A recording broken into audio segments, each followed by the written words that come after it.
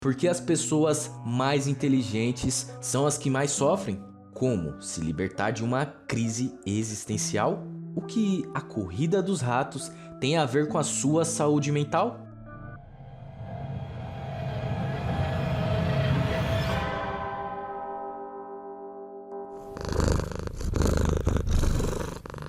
Em uma entrevista, o psiquiatra Augusto Cury disse o seguinte: estamos diante da geração mais doente emocionalmente de todos os tempos. Uma em cada 2 pessoas deve desenvolver um transtorno psiquiátrico. Em outras palavras, ele quis dizer que essa é a geração com mais recursos que já existiu ao longo da história. Porém, é a geração que mais enfrenta problemas de saúde mental. Recentemente, eu recebi alguns relatos de caras que estavam passando por crises existenciais. Eles alegavam falta de sentido na vida, e esses caras eram bem novos e já estavam tomando remédios fortes para dormir ou se sentir melhor por alguns minutos. E isso me chamou bastante atenção, porque essa crise não é por fraqueza, porque as pessoas sucumbem ou porque elas desistem da vida. Pelo contrário, essas pessoas são muito inteligentes e por causa disso, elas conseguem verificar toda a loucura e caos que é a vida, toda dor e desespero que a vida traz. E ao ter contato com isso, elas não suportam e desistem de tudo e decidem por fim logo a vida. Elas conseguem olhar o mundo de uma forma diferente da maioria das outras pessoas. Então, nesse vídeo, vamos falar um pouco dessas pessoas, que aliás são muitas, que ficam frustradas com a vida, pensando, será que é só isso? Será que é só trabalhar, pagar as contas, comprar coisas, estudar para ganhar mais, consumir mais e mais, ganhar mais, envelhecer e morrer? Correndo a famosa corrida dos ratos, onde temos momentos de breve felicidade e depois voltamos para o fundo do poço. E aí, depois de ter passado por tudo isso, você acaba caindo na esperança imposta pelo mundo ou pela sociedade de inferno ou céu. Ou seja, depois de passar por tudo isso, toda essa dor, o futuro reservado é esse. Se tu se comportou como um bom menino, vai para o céu. Mas no céu não vai ter sexualidade, não vai ter bebidas, jogos e nem nada disso. E se tu for para o inferno, vai sofrer e pagar por todos os seus pecados. Então, essa ideia acaba perturbando as pessoas, deixam elas agoniadas, deixam elas em uma crise existencial. E essa mesma crise faz com que elas recorram aos vícios para se aliviar dessa dor, quer seja o vício em álcool, cigarro, drogas ou sexo. E para uma pessoa que tem um pouco mais de consciência, que tem uma mente pensadora e não aceita tudo o que ouve, ela acaba olhando para isso e pensa, poxa, não dá, isso é agoniante. Então, essas pessoas que têm essa percepção e inteligência acima da média ficam perturbadas com isso. A maioria das pessoas não tem tempo ou mente para refletir e pensar sobre tudo isso. Afinal, elas estão somente preocupadas em seguir a manada, em viver a corrida dos ratos, em pular de ponta em ponta nos prazeres da vida. Vivem de segunda a sexta se matando de trabalhar, estudando mais e mais para pagar por bens materiais e para comprar sempre mais do mesmo. E quando chegam os finais de semana, buscam formas de prazer para aliviar tudo isso. E já sabemos quais formas eles buscam: bebedeiras, vícios, pornografia e por aí vai. Eles preferem não pensar em questões como essa. Preferem transferir toda a responsabilidade disso para as mãos de outras pessoas, como por exemplo, gurus, economia, política e etc. Ou, como acontece muito, entregam as suas vidas para religiões ou os famosos intelectuais da época e acreditam que se fizerem o que eles mandam, pagar o dízimo, não pecar, fazer tudo certinho, o seu futuro vai ser guardado. E como se libertar disso? Como sair disso? Bom, eu vou ser sincero.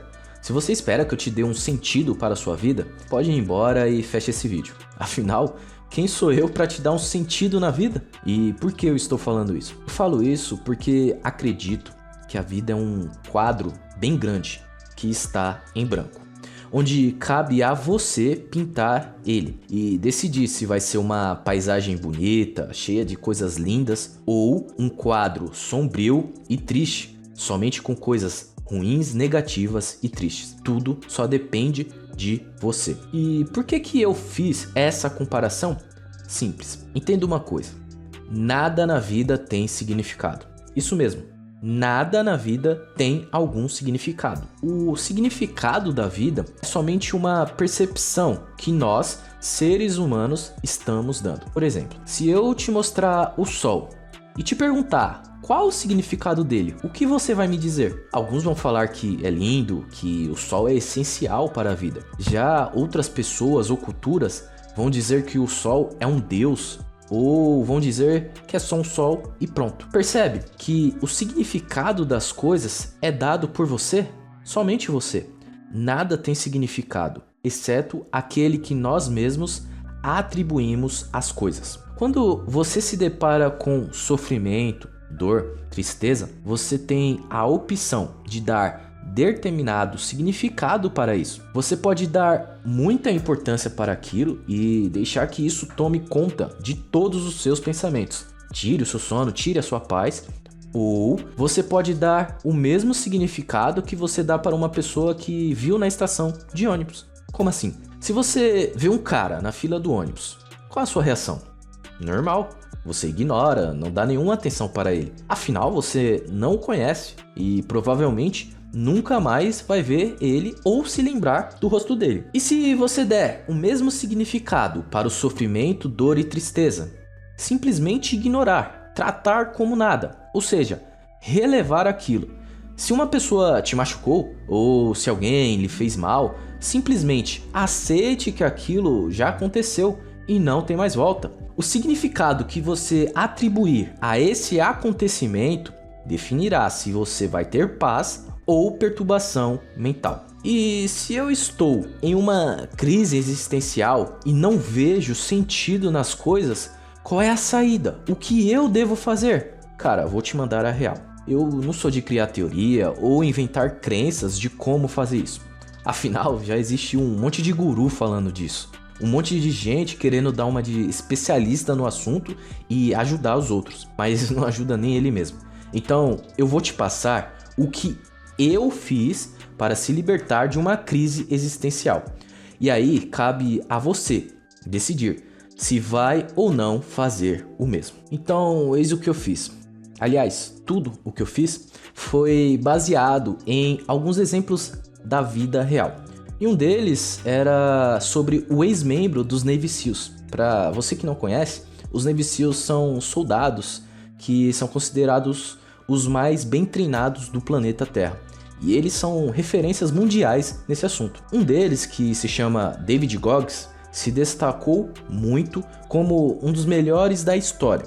E é baseado nisso que eu me libertei dessa crise existencial. Veja agora um trecho de uma entrevista que ele deu e como um princípio que ele chama de o quadro de Deus me inspirou a sair dessa. Essa entrevista ela está em inglês, mas eu vou dublar para você um breve trecho sobre o que ele falou do quadro de Deus. Veja só, eu acredito que existe uma força maior. Não sei ao certo o que seja, pode ser Deus, um criador, enfim.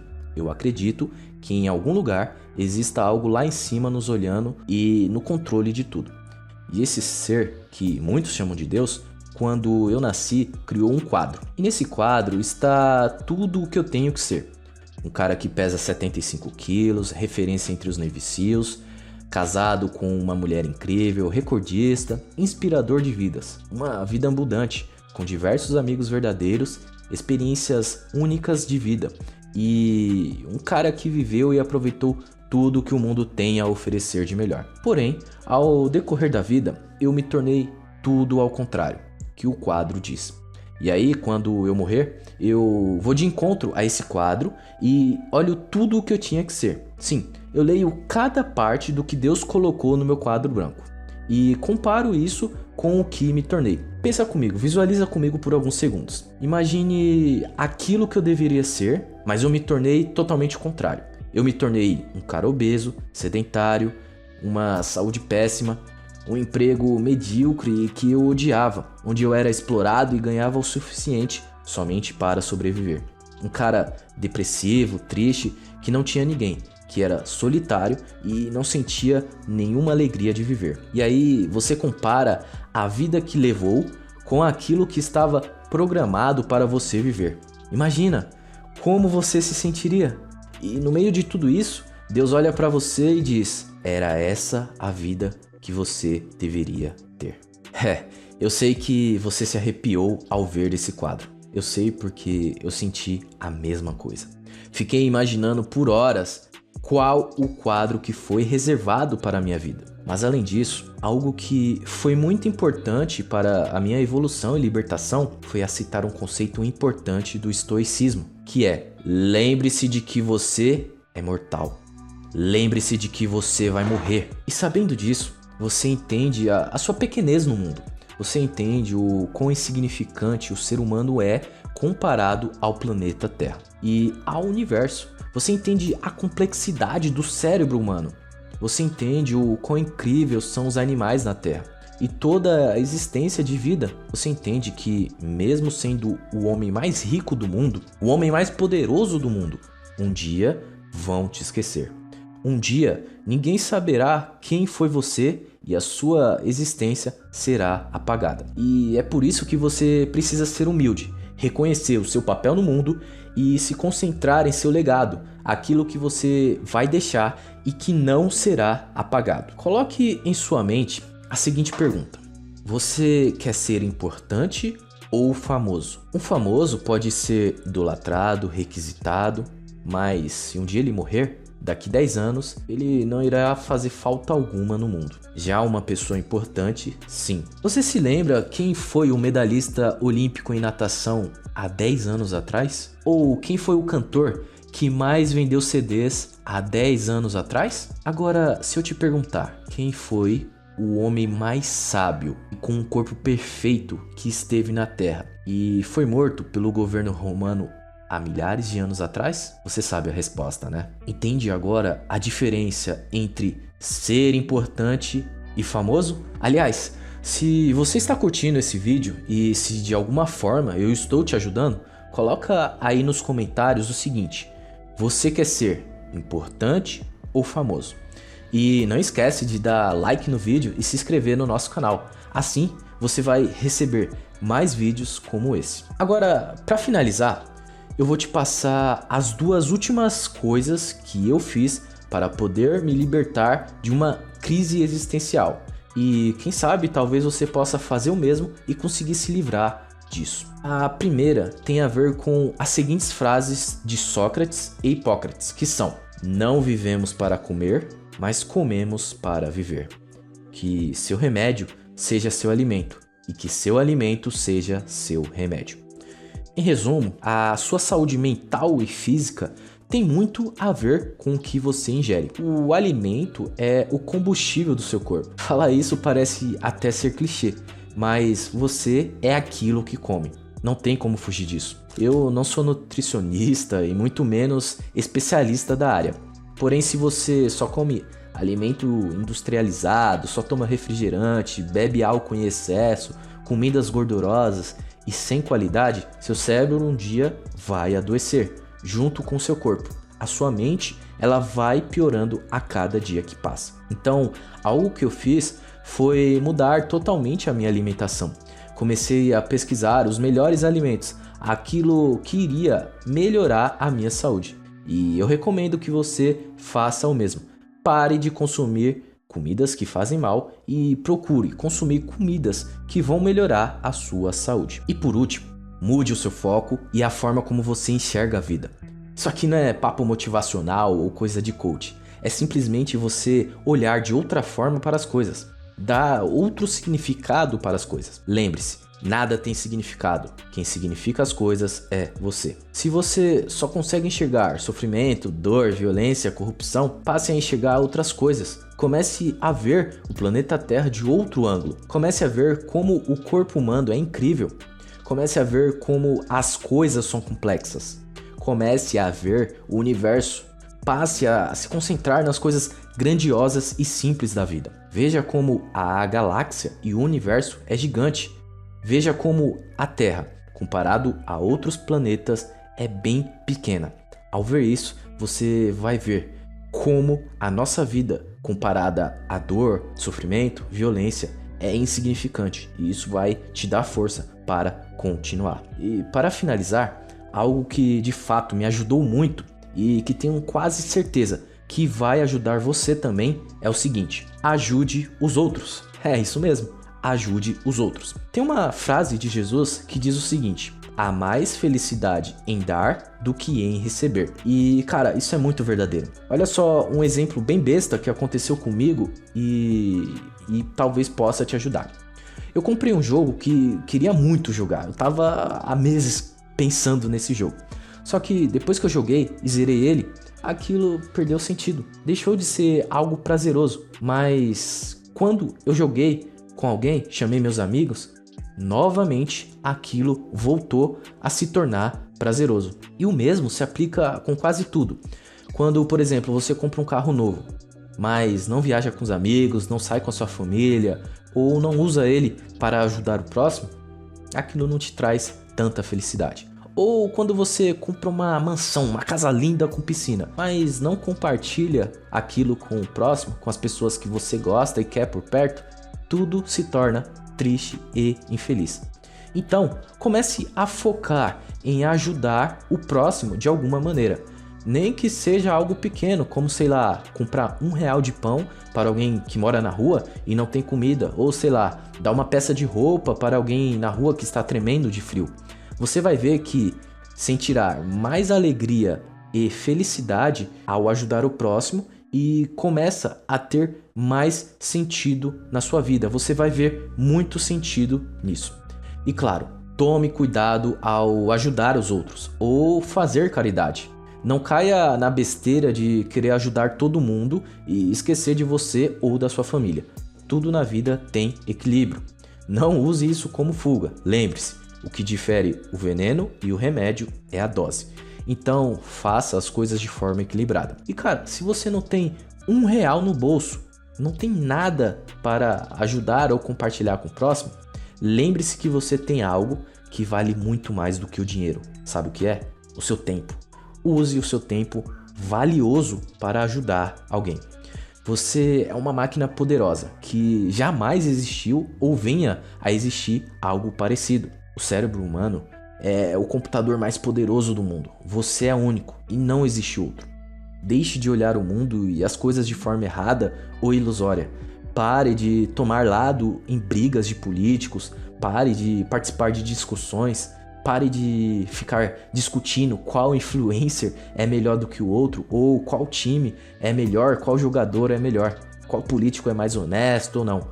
Para de gastar tempo com as coisas feitas por outras pessoas. Quando você faz isso, isso se torna algo libertador. É como se você estivesse em um quarto escuro e daí aparecesse uma sombra, e você por medo não se movesse, pensando que aquilo é uma cobra ou algo do tipo. Mas de repente, aparece alguém e liga a luz.